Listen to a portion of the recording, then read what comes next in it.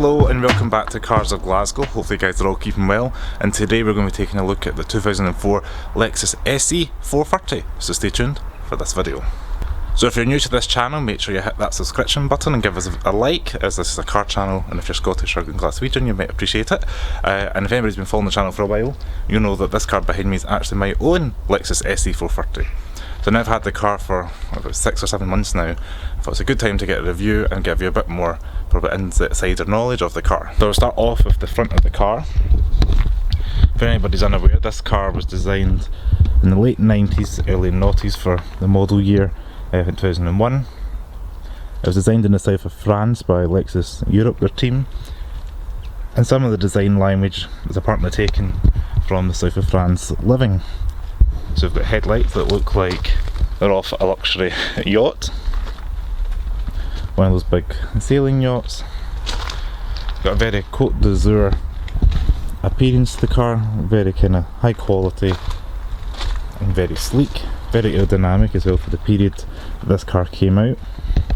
This particular car has got the kind of dinner plate alloy wheels that came with the Mark 1 unfacelift version of the SC 430. This particular car is riding on 18-inch alloy wheels, and I quite like the fact you've got little kind of Allen keys bolts around the car, but they were on the facelift upgraded with kind of the chrome look with the dark grey centre caps that modernise the car a little bit. And the paint in this car I believe is called Indigo Ink Pearl, and as you can see it's like a metallic blue colour. It really catches the light on a nice sunny day. Fortunately in November in Scotland we've got miserable grey weather. Quite like the fact we've got little accent silver strip in the mirror. As you can see, it's before the era of all the sharp creases, so this car is very bathtub design, almost like the Mark 1 Audi TT. That means you've got a high belt line going across and a little bit of greenhouse up above. So probably 2/3 of the car is actual metalwork. If you have a look, it's more apparent when you jump in the car. And as you can see from side profile, very sleek from front to rear. If we move around to the rear, quite like the fact the car's got integrated lip spoiler. And if you close your eyes and imagine, you can almost imagine that on the rear deck, again of one of those luxury yachts that you would jump off like a wee diving board. And again, the tail lights, very rounded and modern looking. So as I mentioned, it's the SC 430, which means it's got the 4.3 litre V8 engine used in the Lexus LS, and we've got two very large oval exhausts to let the car breathe. We've got your reverse lights down below and your indicators and your brake lights up above. Even got a little deck lid brake light, that's pretty cool as well. So we'll start off in the boot,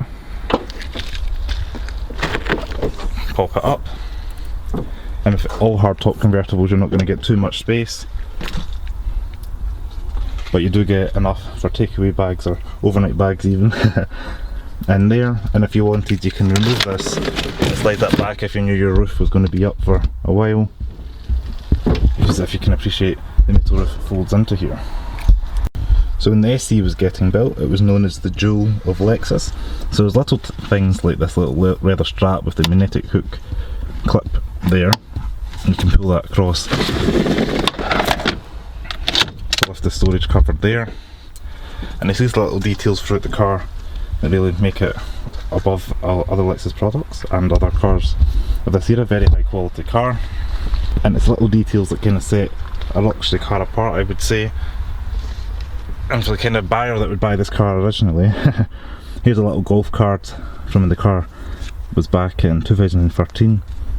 I've just left it in there just kind of like a tribute to previous owners and the kind of car, but I can imagine a pair of golf clubs would fit in the rear there. And under here, for anybody wondering, a little bit of storage. You can get a spare tyre set that would fill this whole area, but most of the UK cars I've seen don't come with that.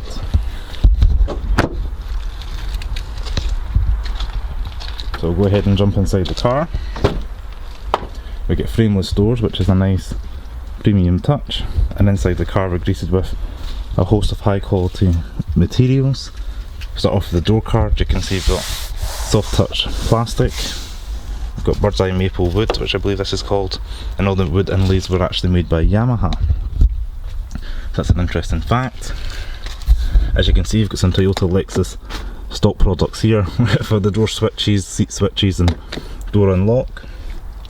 But everything around it is all high quality leather, softly padded, and even the rubberised material down here reminds me of that 2016 Porsche Cayenne that I reviewed last week.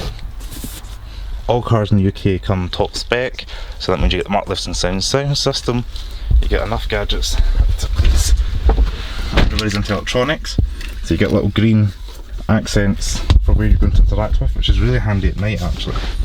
So around the seatbelt buckle, an area for the key, and down in the door sill you might see on the way in.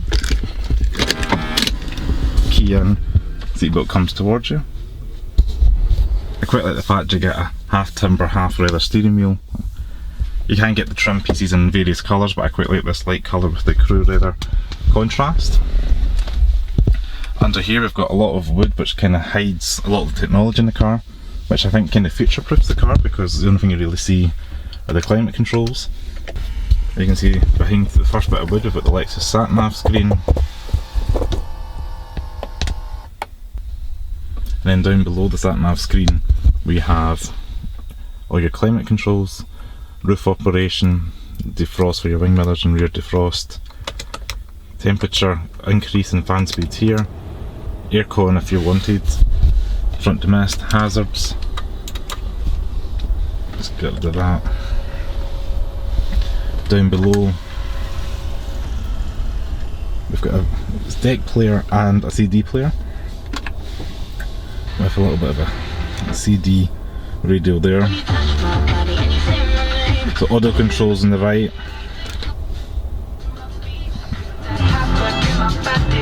The Mark Lifton sound system's pretty decent. Tuning knob, as mentioned, tape deck, and I believe this was the last production car to offer a tape deck up until 2010. And again, if you wanted to hide that, this disappears behind the wood at a touch of a button. Down below we've got more wood that reveals a cigarette lighter and an ashtray. And down here we've got even more wood that shows you some cup holders, pretty shallow, can hold a can of soft drink, but apart from that, any tall coffees are going to spill over. Down here we've got your heated seat controls, as you can see now. We've got the one, the driver's seat on, various temperatures, just slide across like you want. And under here we've got storage lined with the fuzzy stuff, pretty deep, a little bit of a charging port in here. And then underneath you can hear my Tic Tacs and sanitizer my sunglasses. Again, lined with the fuzzy stuff, and that is lockable with the key. And all the materials used throughout the cabin are of high quality. That really continues throughout the cabin, and that's one of the main themes of this car. It's a high quality product. Back in the UK when this car was new, I think it was like £50,000 this retailed for, and I think it was towards 60,000 towards the end of its life. Got a nice softly damped glove box lined with the fuzzy stuff. And the seats themselves, you'll be able to see it is a 2+2. I'll leave a link below for the video I've done trying to fit in the back seats of this car. But probably ideally they're going to be a two-seater, and maybe room for kids maybe under the age of 10, or just regular for your storage, maybe luggage bags and things like that. As you can see, little metal clips again for your seat belts, which is a nice touch. And some people may be wondering, you got a little bit of storage here, but that's actually for your CDs. So back in the day when you had all your CDs, you could line up maybe 5 or 6 of your favourite tracks. And I'm 5'11" and I've got reasonable headroom, plenty of shoulder room. It is quite a nice tall wide car, so you're not going to have an issue with that. And everything is adjustable, so you've got lumbar support, adjustment for seat back, seat base, all that's electric, as you'd expect for a high quality Japanese car. If we move on to the steering wheel, I quite like the fact that this is almost like the same as the one in the Mark I IS. Looks a bit like a watch. And down the left we've got your controls, so you've got your volume controls, we've got your modes for your radio, FM and that. On the right hand side here you've got like your cruise control stock, you push in and set, they still use that today. And we've got Lexus generic, Lexus Toyota park bin for the wiper blades and indicators, like so. As you can see, the gauge cluster's pod-like. Turn it off and lights up again. You can see how they light up. Almost backlit with a off-white colour with red needles. You've got the speed right dead centre. You've got the odometer there, which is saying 134,000 miles this car's covered. And you can see you can go through your truck computers as well. On the left hand side there, you can see you've got the tachometer. It revs about 6,000, but it's quite a lazy V8 that you hear when we're out on the road. On the right hand side there's your fuel gauge, which I think out of full tank you just get over 300 miles. We're just about a quarter of a tank, and at 63 miles we're getting quite a thirsty car. And there's your engine temperature, and as you can see we've got these lights here for PRDN, for your drive, park, neutral, etc. If I mention, if I touch this little button here, it tells you there's your miles to a gallon. I've only been doing a couple of short journeys recently, so that's why it's at 15.3. I'd probably say I get about 23-24 to a gallon on the long run. On the right hand side here we've got your headlight washer. You can push that and they'll pop out. Fold in your electric wing mirrors, which is still impressive, they work 16 years later. Mirror controls there, so if you push them to the right hand side and you can adjust all that electronically as well. And down below you've got your lease for the boot, and you've got the release button for your fuel cap. And a little bit of storage, as I mentioned there. Once the door's closed, maybe keep a map or your iPhone in there, but not much storage. I also thought I'd mention we've got a little coin holder here, so in your noughties you'll be handing your pound coins or whatever for your toll bridges, things like that, parking meters, but now everything's contactless because of COVID. And here we go, 5-speed Toyota Lexus product, automatic transmission, very reliable, pretty smooth, and we'll see that again on the road. And I quite like the fact it's a gated shifter. You get the chance to have a wooden gear selector, because you don't often see that. Usually they're plastic with hints of metal through them. And this car does use a foot operated brake, and you pull this lever to remove it, so no handbrake there, hence this area is all glued up from having a handbrake, like so. Your vehicle stability control off. You can have a power and snow button if you want, again, affect traction control up there. I typically just leave it normal and let it do its own thing. So a quick look under the bonnet, we can see here's the 4.3 litre V8 engine. It's a VVTi, which is a variable valve timing. And this particular car is powered by the 3UZ FE motor. That means it produces about 300 horsepower, 419 Newton meters of torque, or 309 pound-feet of torque, and all that power goes to the rear wheels. It gets from 0 to 60 in just about 6 seconds in the real world. One of the attributes of this engine is that it's very stable and smooth. We'll get that when we're out driving, I'll show you that out on the road. As you can see, all your fluids are quite easy to access. You can really take the gravity and the size of the V8 engine in quite a small framed car by today's standards. And being a Lexus, you can see we've got all the sound deadening materials underneath the bonnet as well for a quiet engine.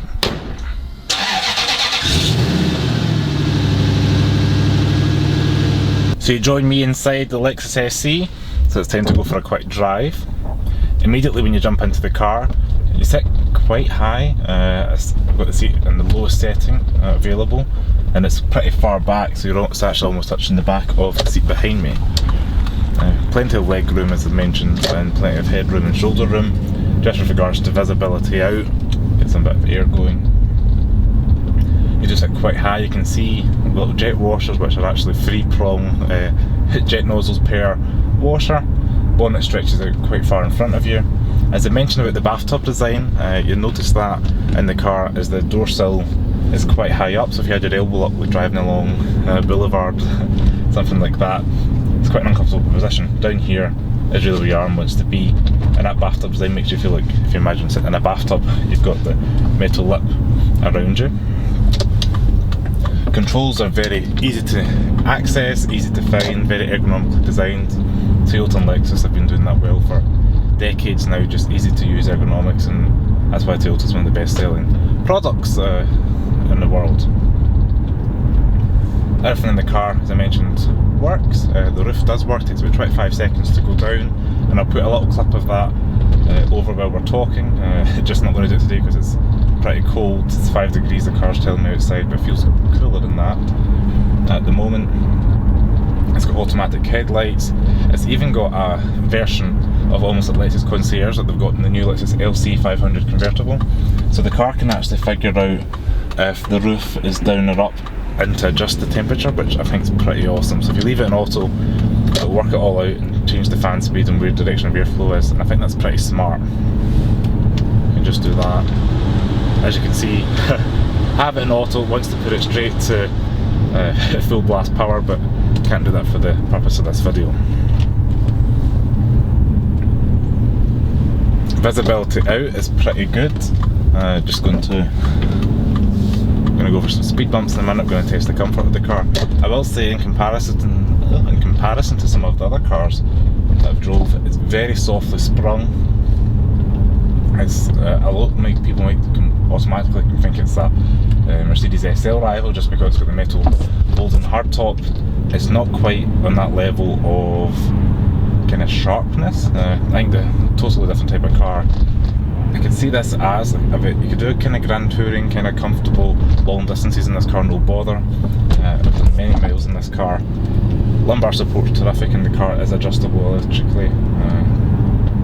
And again, you weren't getting that standard in many cars back in 2004. Now the bit we're all watching this video for and trying to work out is that V8 rumble. This car does use a 4.3 litre V8, gets about 300 horsepower. Rear wheel driving, you're going to get about 0 to 60 in about 6 seconds, 6.5 maybe. It does feel pretty quick when you're joining a motorway and you put the foot down, but if you're just driving around kind of city in the country, stop start,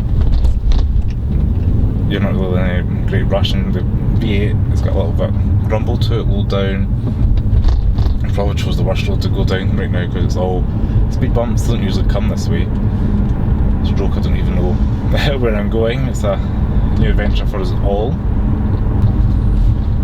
Steering in the car is pretty light, going round the bend, very soft as sprung as I mentioned, but wallowy. It's not as sharp as the SL I've driven, or the 6 Series of the time it came out, 2004, 2005.